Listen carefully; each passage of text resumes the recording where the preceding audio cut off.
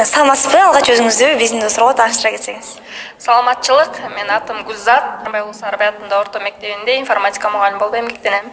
Чоң рахмат. Ал эми сиз ушул Чүй областындагы Ысык Ата районунда өтүп жаткан лагерге келдиңиз. Ошондой эле лагерден эмнелерди күттүңүз эле? Ошол күтүүлөрүңүз орундалып жатабы? Жана ошондой эле лагерь жөнүндө айта кетсеңиз.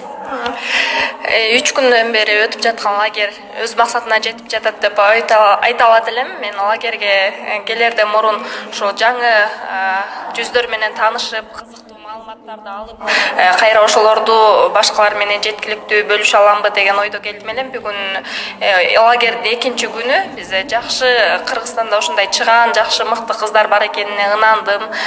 Лагерь болсо өз максатына койгон максаттарына жетип, толук кандуу, бизге кызыктуу, пайдалуу, жакшы маалыматтарды берип жатат. Биз өзүбүзгө ошол нерселердин баарын алып, буюрса жер жеринде жайылтабыз деген ишеничим бар.